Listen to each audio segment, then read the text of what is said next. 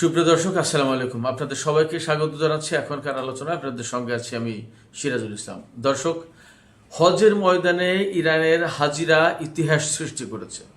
কি দিয়ে এই ইতিহাস সৃষ্টি করলো?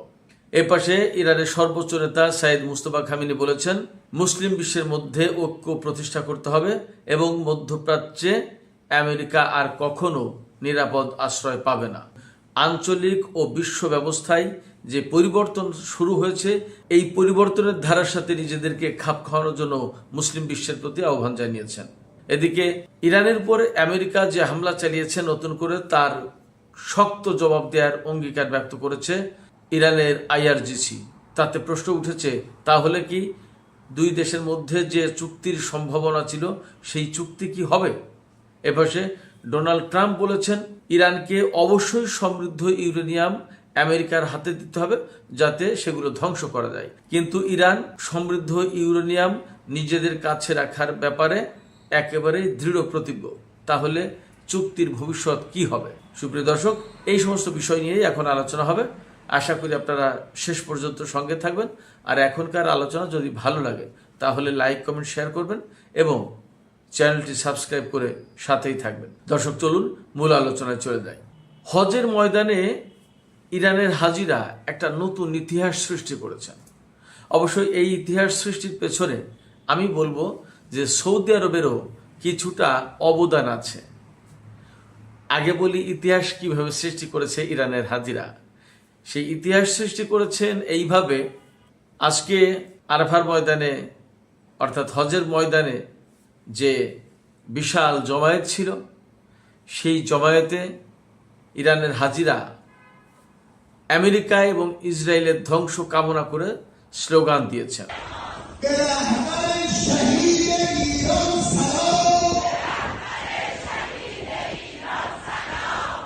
আমেরিকা এবং ইসরায়েলের বিরুদ্ধে তারা স্লোগান দিয়েছে।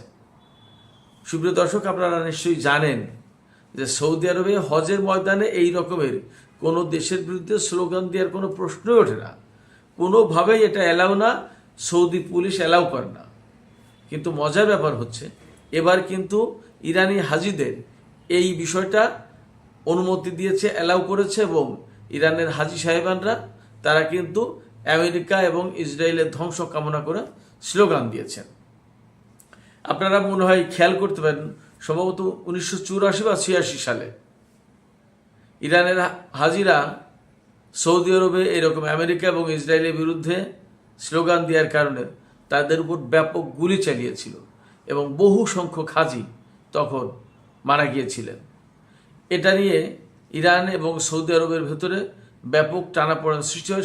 সম্ভবত কূটনৈতিক সম্পর্ক ছিন্ন হয়ে যায়। পরবর্তীতে আবার জোড়া লাগে। সৌদি আরবের সাথে ইরানের সম্পর্ক আসলে দীর্ঘদিন ধরে কখনো ছিন্ন হয়েছে, কখনো জোড়া লেগেছে, এইভাবে চড়াই উতরাই পার হয়ে এগিয়ে চলেছে এই পর্যন্ত। এর ভেতরে 2016 সালে সৌদি আরবে মিনার ময়দানে সেখানে ব্যাপক সংখ্যক হাজি মারা গিয়েছিল। সেখানে ইরানের বহু সংখ্যক হাজি, সম্ভবত সবচেয়ে বেশি হাজি মারা গিয়েছিল ইরানের, এবং ইরান সরকার তখন সৌদি আরবকে পরিকল্পিতভাবে হত্যাকাণ্ড ঘটানোর জন্য দোষী সাব্যস্ত করেছিল। কিন্তু আজকে 2026 সালে এসে এই ঘটনার একটা পরিবর্তন হয়ে গেল।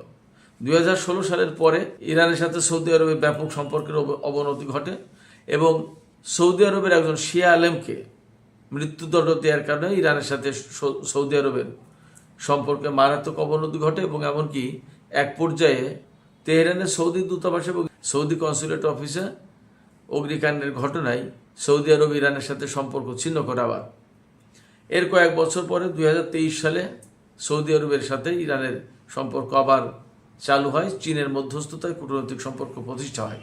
এখন ইরানের সাথে সৌদি আরবের সম্পর্ক দিন দিন ভালো হচ্ছে।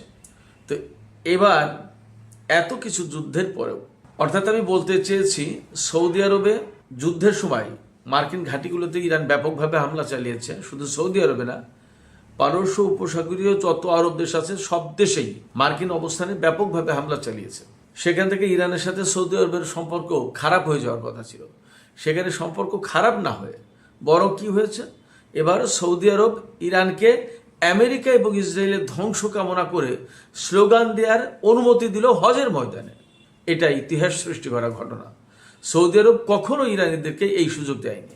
অর্থাৎ ইরানের ইসলামী বিপ্লব সফল হওয়ার পর থেকে আমেরিকা এবং ইসরায়েলের ধ্বংস কামনা করে ইরানের হাজিরা সৌদি আরবে স্লোগান দিয়ে আসছে। যতবার স্লোগান দিতে গেছে ততবার তাদের উপর গুলি চালানো হয়েছে, অথবা ধরপাকড় করা হয়েছে, লাঠিপেটা করা হয়েছে, আটক করা হয়েছে, নানান কিছু। কিন্তু এইবারই শুধুমাত্র এই ধরনের ঘটনা ঘটল না, বরং তাদেরকে অ্যালাউ করা হলো। অর্থাৎ সৌদি আরব ইরানের হাজিরদেরকে আমেরিকা এবং ইসরায়েলের ধ্বংস কামনা করে স্লোগান দেওয়ার সুযোগ দিল। এখান থেকে একটা রাজনৈতিক হিসাব নিকাশ কিন্তু বেরিয়ে আসে। সেটা হচ্ছে, যুদ্ধের সময় আমি কিন্তু শুরু থেকে বলে আসছিলাম যে এই যুদ্ধে ইরান যে হামলা চালাচ্ছে মধ্যপ্রাচ্যের বিভিন্ন আরব দেশে, মার্কিন ঘাঁটিতে, আর সেই সমস্ত আরব দেশ ইরানের বিরুদ্ধে যুদ্ধ ঘোষণা করেনি বা ইরানের বিরুদ্ধে যুদ্ধ শুরু করেনি, এর মানেই হচ্ছে যে এই সমস্ত দেশ চায় এই অঞ্চল থেকে আমেরিকা একেবারে দূরে চলে যাক, একেবারে সরে যাক এবং এখান থেকে বহিষ্কার হোক। এটা চাই বলেই ইরানকে ওই সমস্ত ঘাঁটিতে হামলার সুযোগ দিচ্ছে। ওই সমস্ত দেশ ইরানের বিরুদ্ধে যুদ্ধ করছে না, একটা গুলিও ছোড়েনি, একটা প্রতিবাদও করে। শুধুমাত্র ব্যতিক্রম সংযুক্ত আরব আমিরাত। সংযুক্ত আরব আমিরাত আমেরিকা এবং ইসরায়েলের সাথে এবং ভারতের সাথে এত মারাত্মকভাবে জড়িয়ে গেছে, এখান থেকে সহজে সে ফিরে আসতে পারবে না। এবং কোন পর্যায়ে ফিরে আসে সেটা দেখার ব্যাপার। হয়তো আরব দেশগুলোর ব্যাপক চাপের মুখে সে ফিরে আসতে বাধ্য হবে, সেটা দেখা যাক। তো সৌদি আরব যে আজকে যে কাজটা করলো সেটা আসলে ইতিহাস সৃষ্টি করা কাজ। এবং আমি মনে করি এখান থেকে যে রাজনৈতিক হিসাব নিকাশটা বেরিয়ে আসছে সেটা হচ্ছে এই যে সৌদি আরব আমেরিকা এবং ইসরায়েলকে যে সমর্থন করছে না, পছন্দ করছে না, তাদের উপস্থিতি এখানে চায় না, এবং ইরান যে তাদের উপর হামলা চালাচ্ছে এটা সমর্থন করে। এই ইরানের হাজিদের আমেরিকা এবং ইসরায়েলের ধ্বংস কামনা করে স্লোগান দেওয়ার ভেতর দিয়ে এটা পরিষ্কার করে দিল দুনিয়ার সামনে, আমেরিকার সামনে, ইসরায়েলের সামনে, একদম পরিষ্কার। তার মানে মধ্যপ্রাচ্যে একটা বিরাট পরিবর্তন ঘটে গেল। আমি মনে করি একটা বিপ্লব ঘটে গেল সৌদি আরবের ভেতরে। আপনারা কে কীভাবে দেখবেন আমি জানি না। আমার কথা আপনার প্রথমে হয়তো অনেকেই বিশ্বাস করেন না, নানান কথা বলেন, কিন্তু আস্তে আস্তে সেগুলো ঠিকই কার্যকর হয় এবং সত্য বলেই তো প্রমাণিত হয়েছে বুঝতো। সুপ্রিয় দর্শক, এই প্রসঙ্গে ছোট্ট একটা ব্যক্তিগত গল্প আপনাদের সাথে শেয়ার করি। এটা এই রিলেটেডই ঘটনা, যার কারণে আমি আপনাদের সাথে শেয়ার করছি। আজকে আমি ঢাকার একটা শপিং মলে গিয়েছিলাম ঈদের কিছু কেনাকাটা করতে। তো সেখানে এক মুরব্বী হঠাৎ আমাকে জড়িয়ে ধরলো। তিনি আমাকে জড়িয়ে ধরলেন এবং তার এক্সপ্রেশনটা দেখে মনে হলো যেন তিনি ব্যাপক খুশি, বিরাট খুশি। তিনি আমাকে জিজ্ঞেস করলেন যে আপনি সিরাজুল ইসলাম না? তাহলে জি, আমি সিরাজুল ইসলাম। বলে আপনি তো ইরান যুদ্ধ নিয়ে এত বিশ্লেষণ করেন এবং আপনার প্রতিটা ভিডিও আমি দেখি এবং আপনার বিভিন্ন টক শো দেখি, আর আপনার চ্যানেল তো সাবস্ক্রাইব করে রেখেছি, আপনার সাথে আমি পরে আলাপ করব, আপনার নাম্বারটা নিয়ে নিই, ইত্যাদি ইত্যাদি। এবং তিনি বললেন যে আপনি যে কথা বলেন তার তো সবই প্রায় সঠিক হয়েছে এবং এই পর্যন্ত দেখলাম যে মিলে গেল। এই ভদ্রলোকের সাথে আলাপ শেষ করে বাজার কেনাকাটা প্রায় শেষ পর্যায়ে টাকা পয়সা দিয়ে মিটমাট করবো এমন সময় ওখানকার একজন অফিসার, অর্থাৎ আমি যে শপিং মলে গিয়েছিলাম সেখানকার একজন অফিসার, তিনি আমাকে একদম স্যার স্যার বলে যথেষ্ট সমাদর করলেন এবং তিনি আমার যে ট্রলিটা, আমার যে কেনাকাটার যে পণ্যগুলো ছিল সব তিনি বললেন যে স্যার আমাকে যে ট্রলিগুলো আমি নিয়ে নিচ্ছি, আমি সব ঠিকঠাক করে দিচ্ছি, আপনার সমস্ত সব হিসাব নিকাশ, আর কিছু লাগবে কিনা এটা সেটা। এরপরে তিনিও টাকা পয়সা কাউন্ট করছে। এই ভাগে তিনি বলছেন, স্যার আপনি কি ইরান যুদ্ধ নিয়ে বিশ্লেষণ করেন না? আপনাকে তো দেখি মনে হয় আপনার, আমি কি ঠিক বলছি কিনা? অর্থাৎ তিনিও বললেন। আমি তাকেও বললাম যে হ্যাঁ আমি তো বিশ্লেষণ করি। তারপরে তিনি বললেন যে আমিও সাবস্ক্রাইব করে রেখেছি, আমি দেখি, অনেক কথাই বললেন এবং তার ফিলিংসটা ছিল এই যে আমার সাথে কথা বলতে পেরে তার খুব ভালো লাগছে। তিনি যাকে এতদিন দেখে আসছেন হয়তো মোবাইলের পর্দায় অথবা টেলিভিশনের পর্দায়, তাকে তিনি সরাসরি দেখছেন এবং কথা বলছেন। দর্শক, আমি এই গল্পটুকুর ভেতর দিয়ে যে কথা বলতে চেয়েছি সেটা হচ্ছে এই যে আমি যা বলে আসছি তা তো প্রায় মোটামুটি অনেক কিছু মিলে গেছে, সত্য বলেই তো অনেক কিছু প্রমাণ হয়েছে। যাই হোক, তো আমার কাছে মনে হয় আমি এতক্ষণ ধরে সৌদি আরবের ব্যাপার এবং ইরানের হাজিদের যে স্লোগান দেওয়ার ব্যাপারটা যেটা বিশ্লেষণ করলাম, আমার কাছে মনে হয় যে এটা সৌদি আরব অনেকটা পাল্টে গেছে, মধ্যপ্রাচ্যের পরিস্থিতি পাল্টে গেছে, সৌদি আরব সেটা মেনে নিয়েছে এবং ইরানের অবস্থানকে সমর্থন করছে এবং আমেরিকা আর ইসরায়েলের পক্ষে সৌদি আরব দাঁড়াতে চায় না, সেই মেসেজ হজের স্লোগান দেওয়ার সুযোগ দিয়ে, অর্থাৎ সৌদি যুবরাজ বা সৌদি সরকার ইরানিদেরকে সুযোগ দিয়ে আমেরিকা ইসরায়েলকে সেই মেসেজ দিলেন যে উই ডোন্ট সাপোর্ট ইউ। এই হজ প্রসঙ্গে ইরানের সর্বোচ্চ নেতা সবসময় বাণী দিয়ে থাকেন, হজ উপলক্ষে বিশেষ বাণী দিয়ে থাকেন। এবারও হজ উপলক্ষে ইরানের সর্বোচ্চ নেতা সাইদ মুস্তফা খামেনি তিনি বাণী দিয়েছেন এবং সেই বাণীতে তিনি বিশেষ কতগুলো কথা বলেছেন, তা তো আমি বললাম শিরোনামে। মুসলিম বিশ্বের ভেতরে ঐক্যের আহ্বান জানিয়েছেন। এরপরে মধ্যপ্রাচ্যে একটা বড় পরিবর্তন হয়ে যাচ্ছে, আঞ্চলিক পরিবর্তন হচ্ছে। এই পরিবর্তনের সাথে খাপ খাওয়ানোর জন্য আঞ্চলিক দেশগুলোর প্রতি আহ্বান জানিয়েছেন, মুসলিম বিশ্বের প্রতি ঐক্যের আহ্বান জানিয়েছেন। পাশাপাশি তিনি বলেছেন যে বিশ্ব ব্যবস্থায় পরিবর্তন আসছে, এই বিশ্ব ব্যবস্থার পরিবর্তনের সাথেও নিজেদেরকে খাপ খাওয়াতে হবে, অ্যাডাপ্ট করে নিতে হবে। এই সময় সবাইকে সতর্ক থেকে ঐক্যবদ্ধভাবে কাজ করতে হবে। সর্বোচ্চ নেতা যে মুসলিম বিশ্বের প্রতি ঐক্যের আহ্বান জানিয়েছেন, আঞ্চলিক পরিবর্তন এবং বৈশ্বিক যে পরিবর্তন আসছে তার সাথে খাপ খাওয়ানোর জন্য মুসলমানদের প্রতি ঐক্যের আহ্বান জানিয়েছেন এবং দৃঢ়তার সাথে খাপ খাওয়ানোর জন্য চেষ্টা করার কথা বলেছেন। এটাও খুব গুরুত্বপূর্ণ। এটার সাথে কিন্তু প্রত্যেকটা মুসলিম দেশের অ্যাডজাস্ট করে নেওয়ার চেষ্টা করা এখনই দরকার এবং সঠিক পথ এবং মত বেছে নেওয়া দরকার, সঠিক কর্মকাণ্ড এবং কর্মসূচি বেছে নেওয়া দরকার, অ্যাডাপ্ট করা দরকার। এবার সেই ইরানের উপর গত রাতে বা ভোর রাতের দিকে আমেরিকা যে হামলা চালিয়েছে ইরানের দক্ষিণাঞ্চলে, বিশেষ করে বন্দর আব্বাসে এবং হরমুজ প্রণালী এলাকায়, তার প্রতিবাদে ইরানের সশস্ত্র বাহিনী, বিশেষ করে IRGC, তারা তো মার্কিন জাহাজ লক্ষ্য করে আরব সাগর এবং ওমান সাগরের দিকে থাকা মার্কিন জাহাজ লক্ষ্য করে ক্রুজ ক্ষেপণাস্ত্র হামলা করেছে এবং একটা ড্রোন ভূপাতিত করেছে। এছাড়া ইরানের আকাশে F-35 একটি বিমান ঢুকেছিল, সেটাকে লক্ষ্য করে ক্ষেপণাস্ত্র বা গুলি ছুঁড়েছে।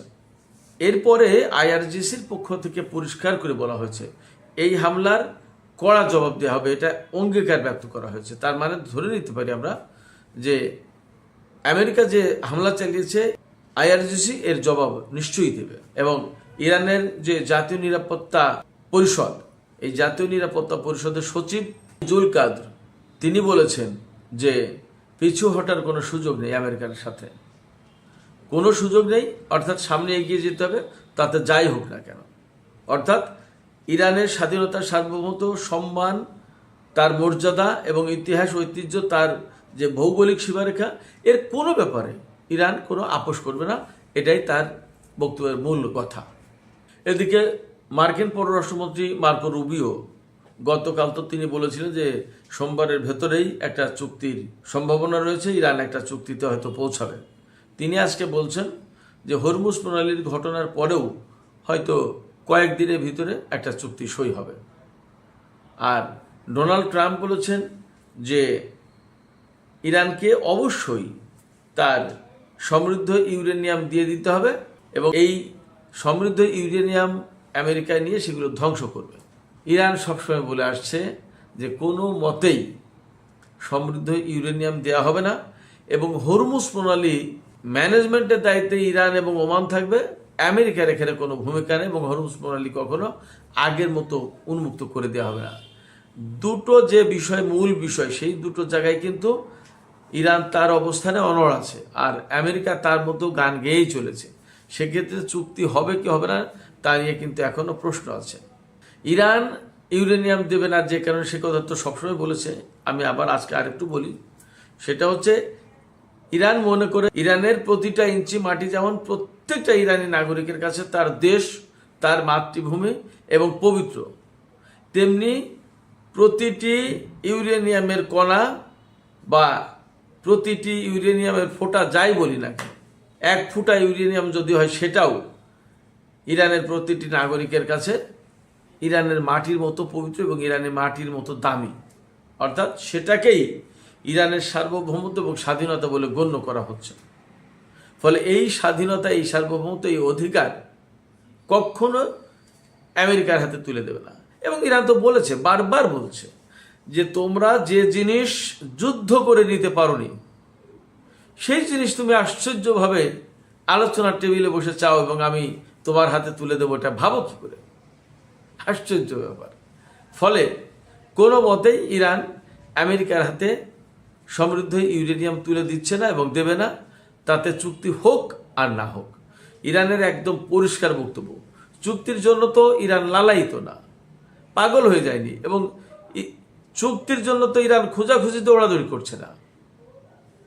যদি আমেরিকাকে চুক্তি করতে হয় তাহলে ইরানের শর্ত মোতাবেক করতে হবে, অর্থাৎ ইরানের শর্ত পূরণ করে তারপরে।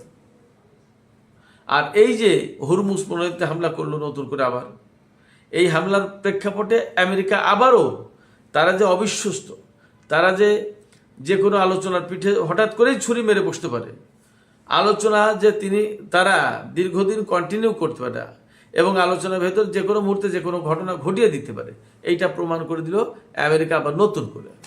ইরান যে কথা বারবার বলে আসছে, একেবারে সারা বিশ্বের চোখের সামনে আবার আমেরিকা তাই প্রমাণ করে দিল। সেক্ষেত্রে আসলে আমেরিকার সাথে ডিপ্লোমেসি চলে না, আর বিশেষ করে ডোনাল্ড ট্রাম্পের প্রশাসনের সময় একেবারেই না। সারা বিশ্বের মানুষ, সারা বিশ্বের বিশেষজ্ঞরা, সারা বিশ্বের বিশ্লেষকরা এইভাবেই বলছেন, আমি তো বলি।